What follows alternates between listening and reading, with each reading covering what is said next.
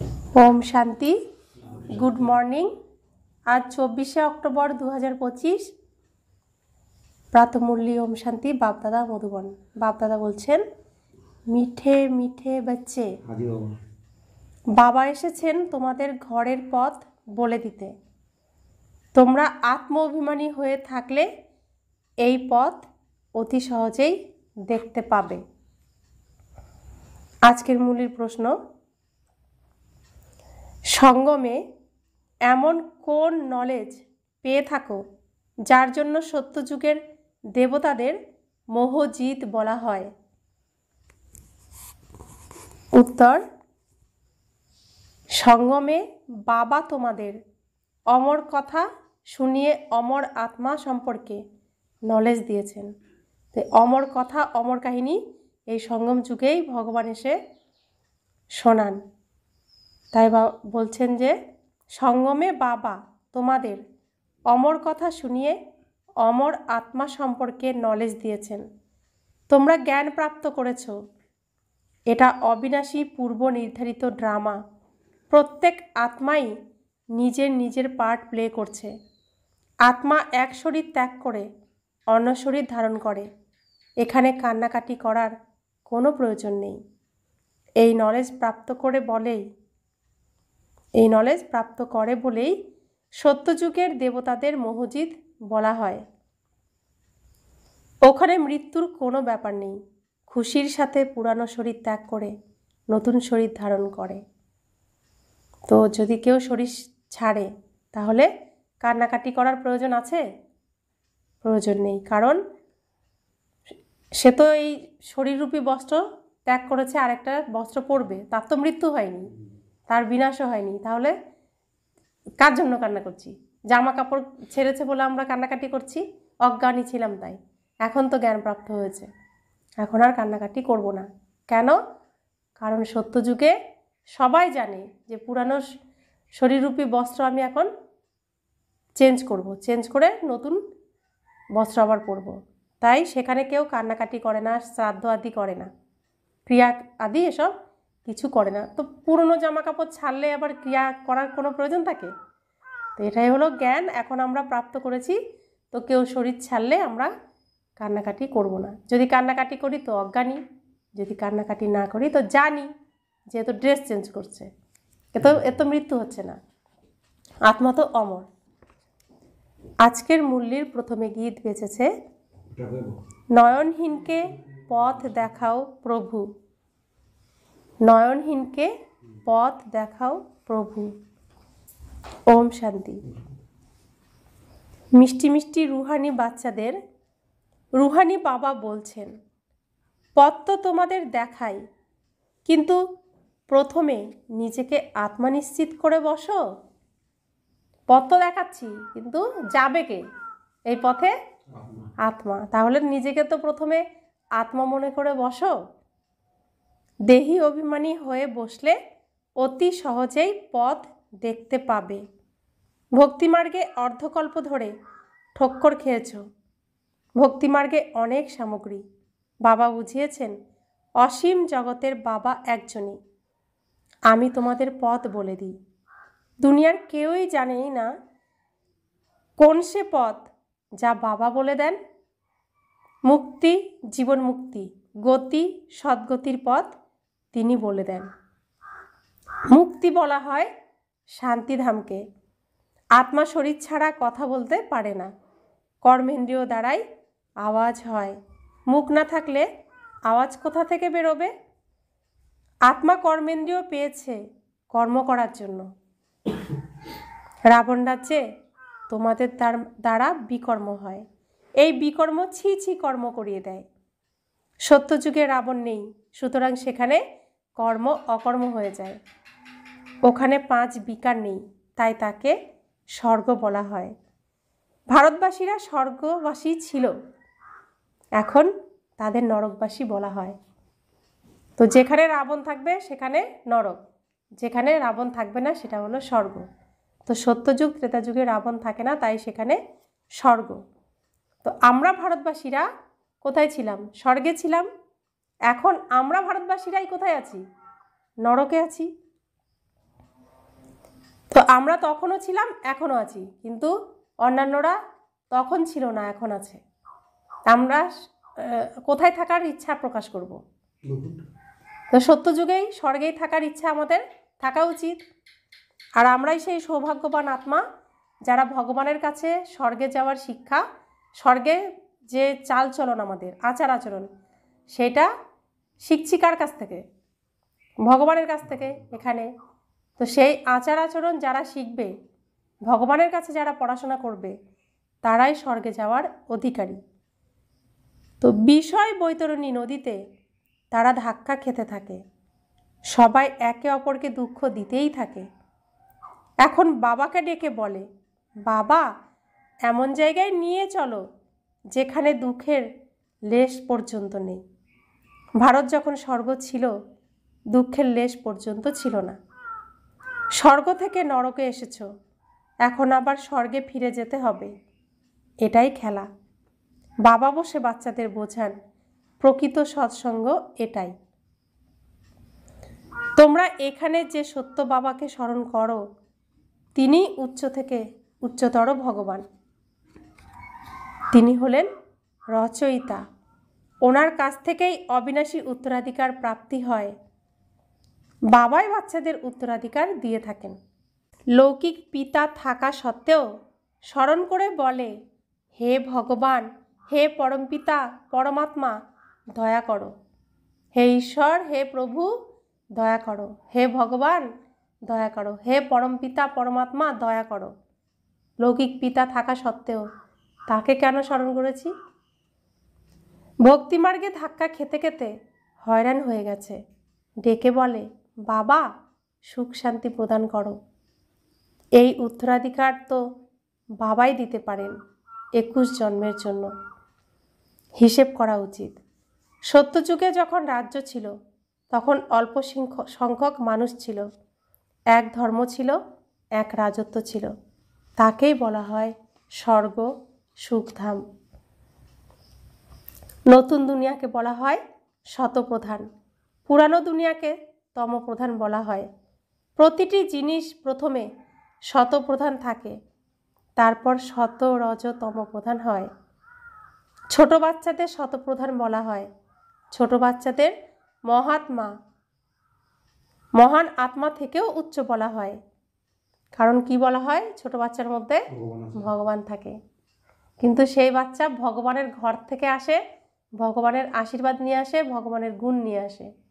তাই বলা হয় ছোট বাচ্চা পূর্ণ আত্মা, তার মধ্যে ভগবান থাকে। মহান আত্মা জন্মগ্রহণ করে, তারপর বড় হয়ে বিকারগ্রস্ত হয়ে ঘর বাড়ি ছেড়ে চলে যায়।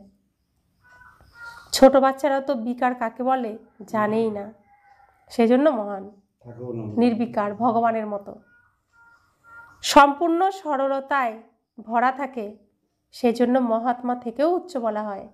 এটাই হলো প্রত্যেকের শ্রীকৃষ্ণ রূপ, গোপাল রূপ, প্রত্যেকেই থাকে। দেবতাদের মহিমা করা হয় সর্বগুণ সম্পন্ন বলে। সাধুদের জন্য এই মহিমা কখনোই করা হয় না। বাবা হিংসা আর অহিংসার অর্থও বুঝিয়েছেন। কাউকে মারধর করা, একে হিংসা বলা হয়। সবচেয়ে বড় হিংসা হলো কাম বাসনা। দেবতারা হিংসার আশ্রয় নেয় না, কাম বাসনাও চরিতার্থ করে না। বাবা বলেন, আমি এসেছি তোমাদের মানুষ থেকে দেবতা করে তুলতে। দেবতারা থাকে সত্যযুগে। এখানে কেউই নিজেকে দেবতা বলতে পারবে না। কি বলে নিজেকে? হিন্দু। আমার সনাতন ধর্ম, এটা তো বলে না। আমি সনাতন ধর্মের, এটা তো বলে না। দেবী দেবতা ধর্মের বলতে পারবে না। মনে করে আমরা নীচ, পাপী এবং বিকারী। তো মূর্তির সামনে, দেবতাদের মূর্তির সামনে গিয়ে কি বলে? আমি নীচ, পাপী, অধম, তুমি তোমার নিজ গুণে আমাকে ক্ষমা করো। সুতরাং নিজেদের দেবতা বলবে কিভাবে? সেই জন্যই হিন্দু ধর্মের বলে পরিচয় দেয়। বাস্তবে আদি সনাতন দেবী দেবতা ধর্ম ছিল। হিন্দুস্থান থেকে হিন্দু শব্দটি এসেছে। ওরা তারপর হিন্দু ধর্ম বলে দিয়েছে। তোমরা যদি বলো আমরা দেবতা ধর্মের, তবুও ওরা হিন্দু বলবে। ওরা বলবে তোমাদের স্যাপলিং কল্পবৃক্ষের সারিতে হিন্দু ধর্মের, তোমাদের স্যাপলিং, তোমাদের জায়গা হিন্দু ধর্মের। পতিত হওয়ার জন্য নিজেদের দেবতা বলতে পারে না। এখন তোমরা জেনেছ আমরা পূজ্য দেবতা ছিলাম, এখন পূজারী হয়েছি। পূজাও প্রথমে শিবের করতে, তারপর ব্যভিচারী পূজারী হয়েছ।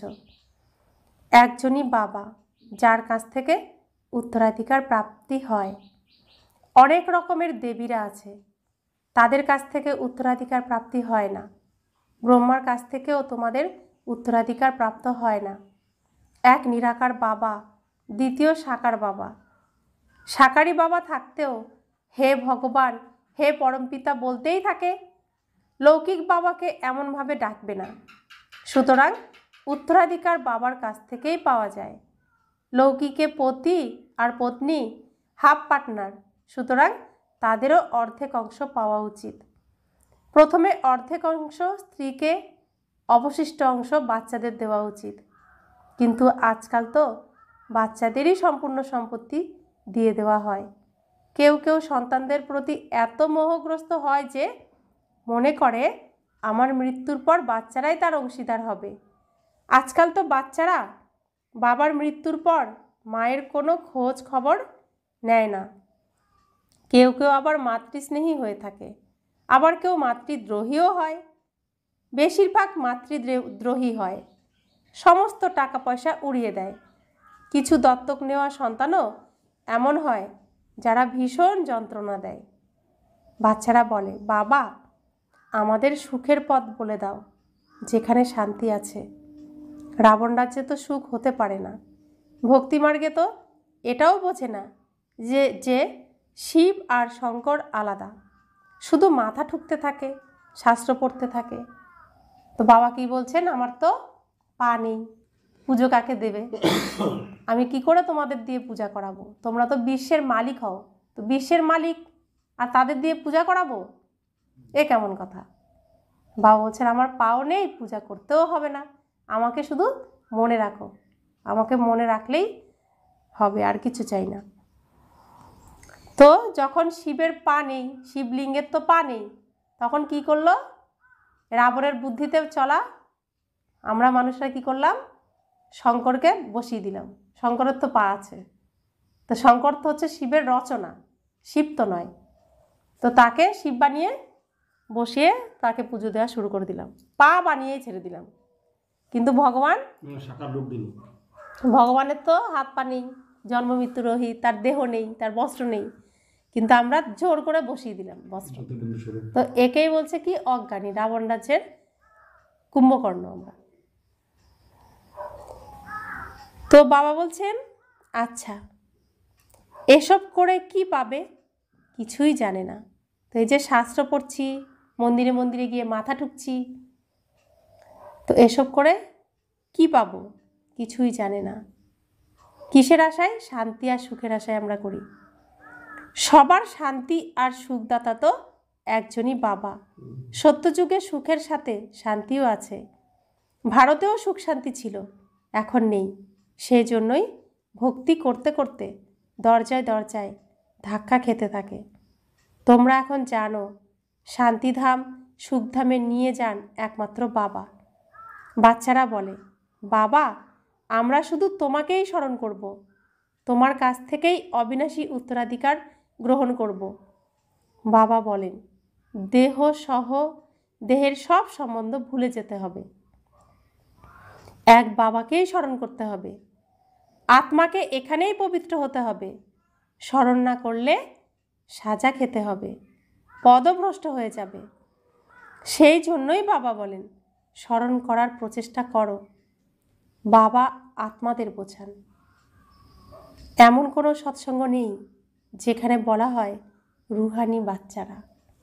আর কোথাও এ কথা বলে না, ভগবান ছাড়া, শিব বাবা ছাড়া, পরমপিতা পরমাত্মা ছাড়া। এ হলো রুহানি জ্ঞান, যা রুহানি বাবার কাছ থেকেই বাচ্চারা পেয়ে থাকে। রুহু অর্থাৎ নিরাকার, শিবও নিরাকার, তাই না?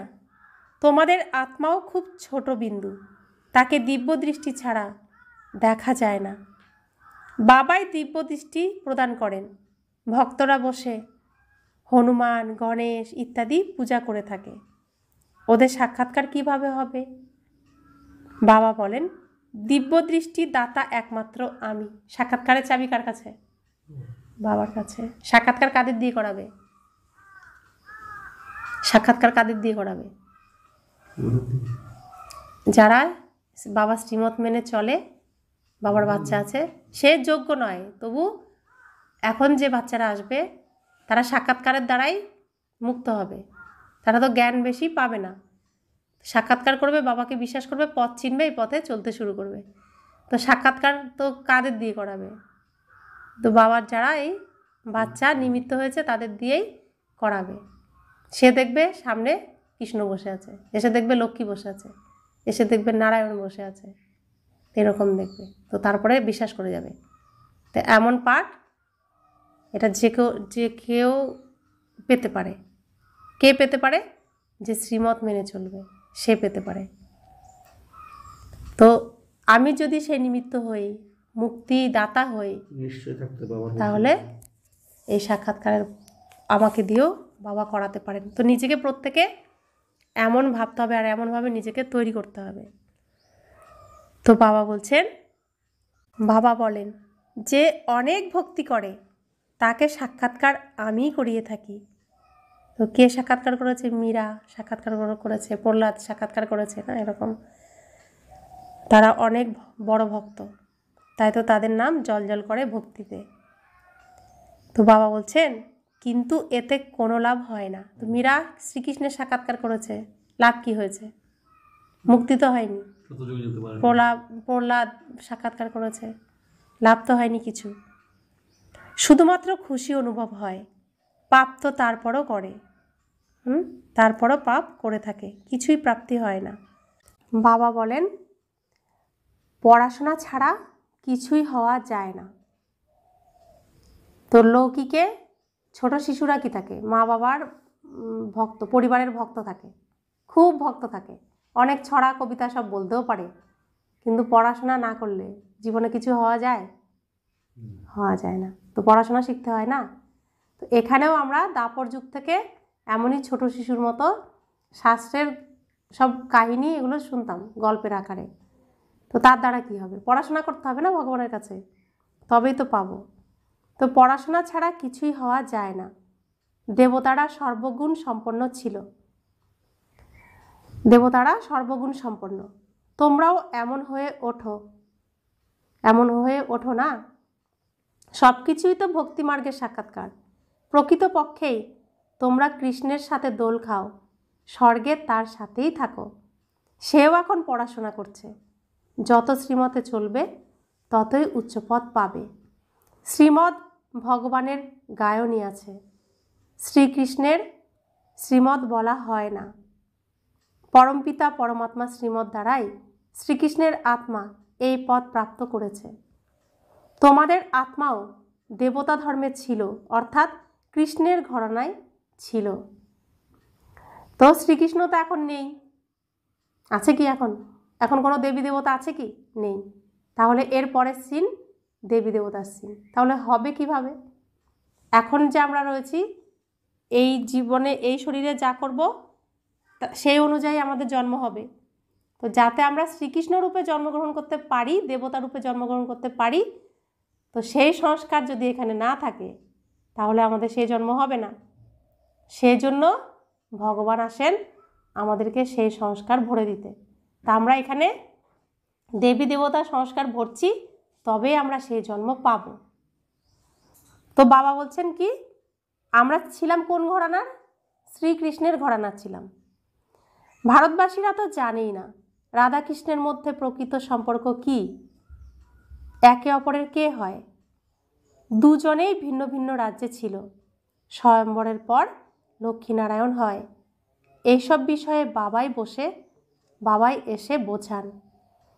এখন তোমরা স্বর্গের প্রিন্স প্রিন্সেস হওয়ার জন্য পড়াশোনা করছো। প্রিন্স প্রিন্সেসদের স্বয়ম্বর হওয়ার পর নাম বদলে যায়। বাবা বাচ্চাদের এমনই দেবতা করে গড়ে তোলেন যদি বাবা শ্রীমতে চলো তবেই। বাবা গড়তে এসেছেন, কিন্তু আমি যদি না হই, আমি যদি না মানি, আমি সব ঠিক রাখবো, বাবাকে ঠিক রাখবো না, বাবা যা বলছেন সেটা শুনবো না। তো কালকে ভাইফোঁটার দিন ছিল, বাবা ভাই ছিলেন, ভাইফোঁটা নিয়েছি। তো ভাইফোঁটা নিলে তো রিটার্ন দিতে হয় গিফট। বাবা কালকে কি গিফট চেয়েছিলেন? বাবা গিফট চেয়েছে কালকে। কি গিফট চেয়েছে? ভাইফোঁটার দিন মুরলিতে বলেছে যে এটা করতে হবে। কি করতে বলেছে কালকে? প্রভাত ফেরি করতে বলেছে। প্রভাত ফেরি করতে বলেছে না? প্রভাত ফেরি। তো এটা কে কে রাজি আছে গিফট দিতে, প্রভাত ফেরি করার? তো বাবা কি বললেন? বাবা বললেন বাচ্চাদের এমনই দেবতা করে গড়ে তোলেন তিনি, যদি বাবার শ্রীমতে চলো তবে। তো প্রত্যেকদিন বাবা আমাদের কিছু না কিছু করতে বলেন, তা হাজি বাবা বলে আমাদের সেটা করতে হবে, তবেই আমরা হব, তা নয়তো হব না। তোমরা হলে মুখ বংশাবলী, ওরা হলো কুক বংশাবলী। কামচিতায় বসার জন্য লৌকিক ব্রাহ্মণরা দুজনকে বন্ধনে আবদ্ধ করে অভিলাষ পূরণে সাহায্য করে। তোমরা প্রকৃত ব্রাহ্মণরা কামচিতা থেকে জ্ঞান চিতায় বসার জন্য আবদ্ধ করে থাকো। তো দুই ব্রাহ্মণদের মধ্যে বাবা পার্থক্য দেখাচ্ছেন। ওই ব্রাহ্মণরা কি করছে? ওই ব্রাহ্মণরা একে অপরকে কামচিতায় বসানোর জন্য আবদ্ধ করে, আর আমরা ব্রাহ্মণরা কি করছি?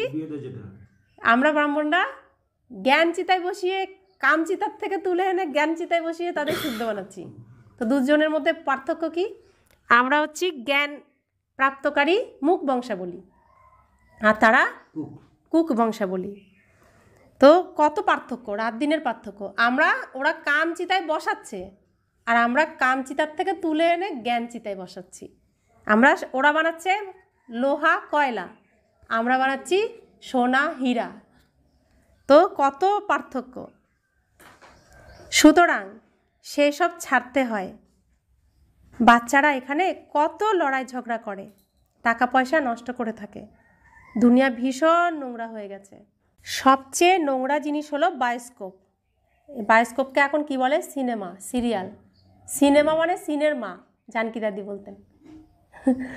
সিনের মা, जो गया वो ফাঁসা, वो মারা, বলে সিনের মা। এমন সিনে নিয়ে যাবে আর বেরিয়ে আসতে পারবে না।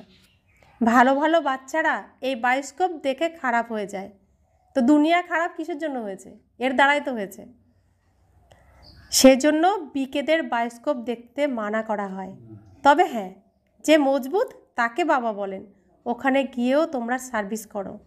ওদের বুঝিয়ে বলো এত সীমিত সময়ের বায়োস্কোপ, অসীম জগতেরও বায়োস্কোপ আছে। সেই বায়োস্কোপ থেকেই এসব মিথ্যে বায়োস্কোপ তৈরি হয়েছে। বাচ্চারা, তোমাদের এখন বাবা বুঝিয়েছেন মূল বতন, যেখানে সব আত্মাদের নিবাস, আর মাঝখানে সূক্ষ্ম বতন, এটা হলো সাকার বতন। কোর্স করে দিচ্ছে বাবা। সমস্ত খেলা এখানেই চলে। কোথায় চলে? এখানে। তাহলে মূল বতন হলো কি? একতলা নিচে, আর সূক্ষ্ম বতন দ্বিতীয় তলা, আর এটা হলো সাকার বতন, এটা তৃতীয় তলা, ছাদ। এখানে আমরা এখন খেলাধুলা করছি ছাদে এসে, আর সমস্ত খেলা এখানেই চলে। এই চক্র ঘুরতেই থাকে। আবার ছাদের থেকে আমরা খেলাধুলা করে সকালবেলা নিচে নামবো, আবার আসবো। তো এরকম চক্র ঘুরতেই থাকে। তোমরা ব্রাহ্মণ বাচ্চাদেরই সদর্শন চক্রধারী হতে হবে, দেবতাদের নয়। কিন্তু ব্রাহ্মণদের অলংকার দেওয়া হয় না, কেননা পুরুষার্থী। আজ ভালো তো কাল আবার নিচে নেমে যায়, সেজন্য দেবতাদের দেওয়া হয়। কৃষ্ণকে দেখানো হয়েছে সদর্শন চক্র দিয়ে অকাসুর বকাসুরকে বধ করছে। দেবতারা তো অহিংসার প্রতীক, তারা হিংসার আশ্রয় কেন নেবে? তাহলে শ্রীকৃষ্ণের গুণগানের সাথে তো মিলবে না যে তিনি সর্বগুণ সম্পন্ন, ষোলকলা সম্পন্ন, অহিংসা তার পরম ধর্ম, তিনি সম্পূর্ণ নির্বিকারী, তিনি সমস্ত আত্মার মধ্যে উত্তম আত্মা, উত্তম পুরুষ। তাহলে সে অকাসুর বকাসুরকে মেরেছে মানে হিংসা করেছে, বিকারও আছে, রাগ আছে, তবেই তো পারবে। তাহলে সে নির্বিকারী কী করে হলো? মিলছে না, না? তাই বাবা বলছেন এইগুলোই তোমরা জ্ঞানের দ্বারা বোঝো। অজ্ঞানী হয়ে রয়েছে, যে যা বলছে তাই মানছ। এই সবই ভক্তি মার্গের জন্য। তো এটা আমি যদি দেখি এখন সিরিয়ালে কি আসবে মনে, এটাই বিশ্বাস হবে। সেজন্য বলছে বায়োস্কোপ দেখো না। যেখানেই যাও শিবলিঙ্গ দেখা যায়, শুধুমাত্র ভিন্ন ভিন্ন নামকরণ করা হয়েছে। কত মাটির মূর্তি তৈরি করে, অলঙ্কৃত করে, 1000 টাকা খরচ করে, মূর্তি তৈরি করে তার পূজা করে, পালন করে এবং তারপরে তাকে জলে ফেলে দেয়। মাটির পুতুল পূজা করতে কত খরচ হয়। তাহলে আমি দুর্গা পুজো করেছিলাম অনেকবার। তো ব্রাহ্মণ বিসর্জনের দিন দুর্গার মুখটাকে শুধু ঘটের মধ্যে দেখাচ্ছে, মানে দুর্গাকে বিসর্জন দিচ্ছে ঘটের মধ্যে। আমি ওনাকে কানে কানে বলছি, ওষুধটাকে বিসর্জন দেন, দুর্গাকে কেন দিচ্ছেন, ওষুধটাকে বিসর্জন দেন। বলছে আপনি বুঝবেন না, আপনি বুঝবেন না, বসুন বসুন, আমাকে বসিয়ে দিচ্ছে। তাহলে এই দুর্গা পুজোর সময় আমরা তো পুরোটাই দুর্গা পুজোয় উপোস করতাম। তো দুর্গা পূজাতে লাস্টের দিন বিসর্জন দিচ্ছে না, মাকে বিসর্জন দিচ্ছে। তো মার সাথে তো অসুরও এসছে। হ্যাঁ, জলের ঘরটা, জল যে ঘরটা স্থাপন করা হয় সেই ঘটের উপরে আয়না দেয়। তো সেই ঘটের মধ্যে মাকে বিসর্জন দেওয়া হয়। আর আমি বলতাম অসুরকে বিসর্জন দেন, মাকে কেন বিসর্জন দিচ্ছেন। আর পুরোহিত বলতো যে আপনি বসুন বসুন, আপনি বুঝবেন না, আপনি বসুন বসুন, বসে বলে বসিয়ে দিত। বলছেন মাটির মূর্তি তৈরি করে, কত খরচ করে, পালনও করে, তারপর জলে ডুবিয়ে দেয়, কিন্তু কিছুই প্রাপ্তি হয় না। বাবা বোঝান এ সবই হলো পয়সা নষ্ট করার ভক্তি। তো প্রত্যেক বছর পূজা করি, তাহলে মানুষের জীবনে কি দুঃখ থাকা উচিত? সারা বছরই কিছু না কিছু পুজো করতেই থাকি, তাহলে সবাই তো খুব একদম দেবতা হয়ে যাওয়া উচিত ছিল। এত ভক্তি ভরে আমরা পুজো করেছি তো মন থেকে। তো সেজন্য বাবা আমাদেরকে কি দিচ্ছেন, এই খাঁটি ভক্তির ফল তিনি দর্শন দিয়েছেন আমাদেরকে। তো বাবা বলছেন এই ভক্তির দ্বারা কি হয়েছে, নিচেই নেমে এসেছে সবাই। বাবা আসেন তখন সবার উত্তরণের কলা শুরু হয়। সবাইকে শান্তিধাম সুখধামে নিয়ে যান, পয়সা নষ্ট করার কোনো প্রশ্ন নেই। কালকে বাবা কি কি থেকে আমাদের ছাড়িয়েছেন? কালকে বাবা বলছে না আমি তো এইসব ছাড়িয়েই দিই। কি কি ছাড়িয়ে দিয়েছেন আমাদের? প্রণাম করা ছাড়িয়ে দিয়েছেন, মাথা নিচু করা ছাড়িয়ে দিয়েছেন, টাকা পয়সা নষ্ট করা ছাড়িয়ে দিয়েছেন, রাত জাগা ছাড়িয়েছেন, উপোস করা ছাড়িয়েছেন, শরীরকে কষ্ট দেওয়া ছাড়িয়েছেন। শিখিয়েছেন কি? নম্রতা, ভদ্রতা, সম্মান দেওয়া, দেখানো না মন থেকে, কিন্তু ওইসব থেকে ছাড়িয়ে দিয়েছেন আমাদের, না? তো বাবা যখন এসছেন তখন আমরা ওইসব ছেড়ে মাথা উঁচু করে উঁচুর দিকে ওঠার রাস্তায় চলা শুরু করে দিয়েছি। তো বাবা বলছেন শান্তিধাম সুখধামে তিনি নিয়ে যান, কিন্তু তাতে কোনো পয়সা নষ্ট হচ্ছে, খরচ হচ্ছে না। ভক্তিমার্গে তোমরা পয়সা নষ্ট করতে করতে বিকারগ্রস্ত হয়ে গেছো। বিকার নির্বিকার হওয়ার কথা বাবাই বসে বোঝান। গীতাতে সবার আগে কি বলে? কাম মহাশত্রু। বাদ কে দিয়েছে? সবাই শুনেছে কাম মহাশত্রু, বাদ কে দিয়েছে? তারাই আবার বলছে। তো বাবা বলছেন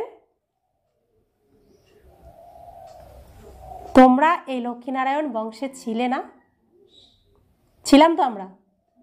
এখন বাবা তোমাদের নর থেকে নারায়ণ হয়ে ওঠার শিক্ষা দিচ্ছেন।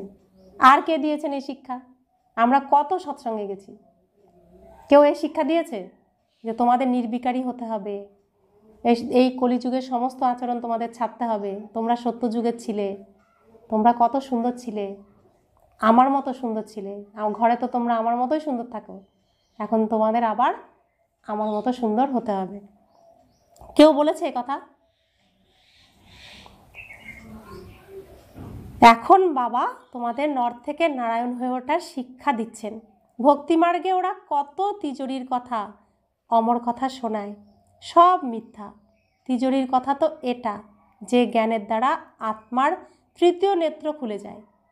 তো তিজোরির কথা যে ধনের তিজোরির আর কি, কুবেরের ধনের, তো তৃতীয় নেত্র খুললে, জ্ঞান প্রবেশ করলে তবে ধন জমা হবে। জ্ঞান ধনের দ্বারাই সব কিছু প্রাপ্ত হয়।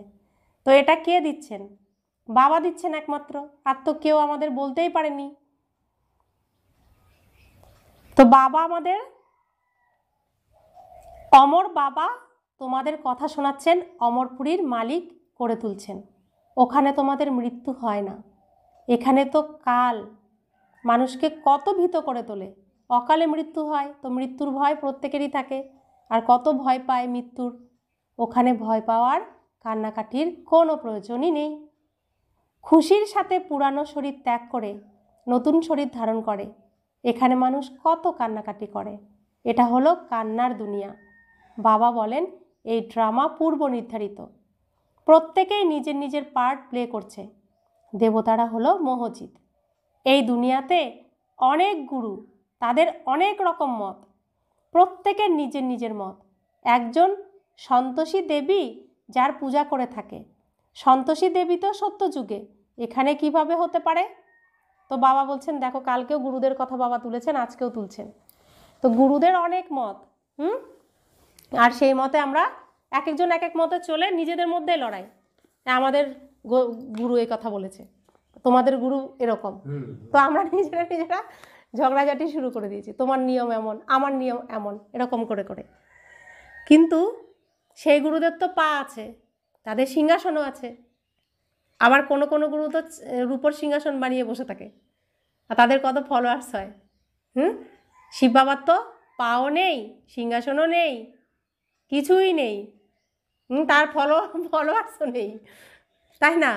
তিনি হলেন সদ্গুরু। এর জন্যই তিনি সদ্গুরু একজন, যিনি সবাইকে সৎ গতি দেন। বিভিন্ন মতের মধ্যে পাঠান না, সব মতের থেকে এক মতে আনেন। আর অন্যান্য গুরুরা কি করে? বিভিন্ন বিভিন্ন ভিন্ন ভিন্ন মতে নিয়ে চলে যায়। আমার শিষ্যরা এমন, আমরা যে মহাদেবকে দেখছি তার তো হাত পা আছে, তো সেটা তো আমরা বানিয়ে দিয়েছি। তিনি তো শঙ্কর, বিনাশকারী। আর শিব বাবা তিনি নিরাকার, জন্ম মৃত্যু নেই, তার তো শরীরই নেই, তাই তো শিবলিঙ্গ। শিব বাবার শিবলিঙ্গের মধ্যে 3টে দাগ হচ্ছে ব্রহ্মা বিষ্ণু মহেশ্বর, তার মধ্যে বিন্দু হলেন শিব বাবা। তার তো ওটাই রূপ, এর জন্য শিবলিঙ্গের পুজো। আর শিবলিঙ্গের পরমাত্মার শিবলিঙ্গটা একটা রূপ, শুধুমাত্র শিবলিঙ্গের মাথার উপরেই সব কিছু দেওয়া হয়, আর সবার চরণে দেওয়া হয়। কারণ আমাদের সব খারাপগুলোই দিয়ে দিই শিবলিঙ্গের মাথার উপরে, শিব বাবার মাথার উপরে। যত রকমের বিষ ফল বাগানে যেটা স্থান পায় না সেটা দিয়ে দিই। তো রাগ কোথাও স্থান পায়, লোভ কোথাও স্থান পায়? তো বাবা তো এগুলোই দিয়ে দিতে বলছেন। এগুলোর কোথাও জায়গা নেই, কেউ নেবেও না। কাউকে রাগ দেখালে সে আরেকটু বেশি করে দেখে দেবে, আমারটা কেউ নেবে? তুমি আমাকে রাগ দেখাচ্ছ, সাহস কত? তো সে আরেকটু বেশি দেবে, আমারটা তো নেবে না। তো এই বিষ কেউ নেয় না, তাই শিবলিঙ্গের উপর অর্পণ করে দেওয়া হয়।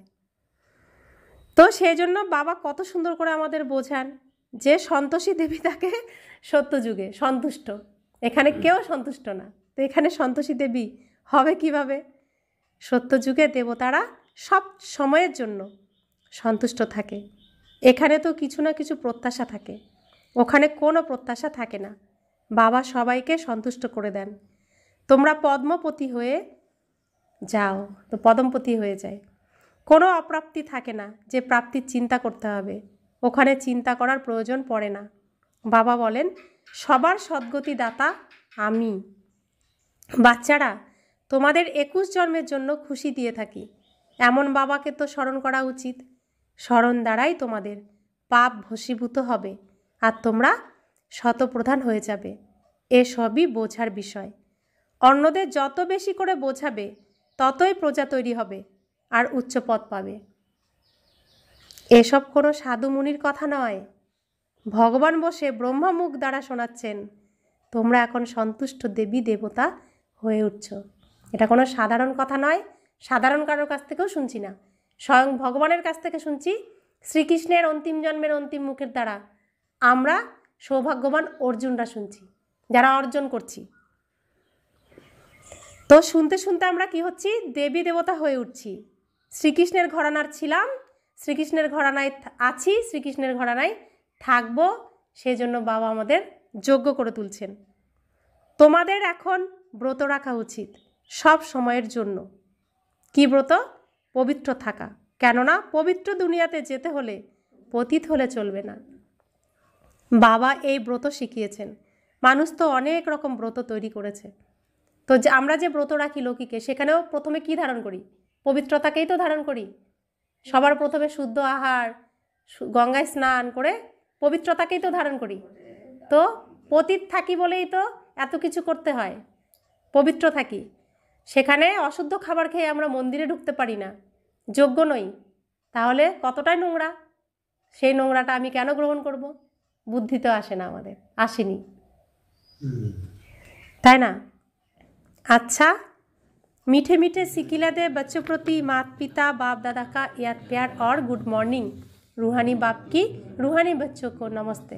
हम रूहानी बच्चों की रूहानी माता पिता बाप दादा को याद प्यार गुड मॉर्निंग और नमस्ते नमस्ते नमस्ते। शुक्रिया बाबा, शुक्रिया बाबा, शुक्रिया। धारणार जन्य मुख्य सार, एकमात्र बाबार मते चले सदा सन्तुष्ट थेके सन्तोषी देवी होते हबे। এখানে কোনো রকম আকাঙ্ক্ষা যেন না থাকে, বাবার কাছ থেকে সর্বপ্রাপ্তি সম্পন্ন করে পদ্মপতি হতে হবে। দ্বিতীয় ধারণা, সবচেয়ে দূষিত নোংরা জিনিস হলো বায়োস্কোপ। তোমাদের বায়োস্কোপ দেখাই নিষেধ আছে, তোমরা হলে বাহাদুর, সুতরাং সীমিত আর সীমাহীন জগতের বায়োস্কোপের রহস্য অন্যদের বোঝাও, সার্ভিসে তৎপর হও। আমরাই তো সেই ভাগ্যবান আত্মা যারা পৃথিবীর নাটকে যে নাটক চলছে, অভিনয় চলছে, পুরো সিনেমাটা আমরা দেখতে পাচ্ছি। তাহলে এখানে মিথ্যা মিথ্যা সিনেমা দেখবো, সত্য সিনেমা তো দেখছি। অন্যদেরকে এখন সেই সিনেমা দেখানোর চোখ খুলে দিতে হবে, সেই চোখ দিয়ে এই সিনেমাকে দেখাতে হবে। আমাদের আর এখন কোনো কিছুর প্রতি কোনো আকর্ষণ আসে না। দান, পুরুষার্থ আর সেবাতে বিধিপূর্বক বৃদ্ধি প্রাপ্তকারী তীব্র পুরুষার্থী ভব। ব্রাহ্মণ অর্থাৎ বিধিপূর্বক জীবন। যে কোনো কাজ সফল তখন হয় যখন বিধিপূর্বক করা হয়। যদি কোনো বিষয়ে নিজের পুরুষার্থ বা সেবাতে বৃদ্ধি না হয় তাহলে অবশ্যই কোনো বিধির কমতি রয়েছে। সেজন্য চেক করো যে অমৃতবেলা থেকে রাত পর্যন্ত মনসা, বাণী, কর্ম বা সম্পর্ক বিধিপূর্বক আছে, অর্থাৎ বৃদ্ধি হয়েছে। যদি না হয় তাহলে তার কারণ চিন্তা করে নিবারণ করো, চিন্তন করো কী কারণে হচ্ছে না, তারপর তাকে নিবারণ করো, তাহলে আর হৃদয় বিদীর্ণ হবে না। যদি বিধিপূর্বক জীবন থাকে তাহলে বৃদ্ধি অবশ্যই হবে আর তীব্র পুরুষার্থী হয়ে যাবে।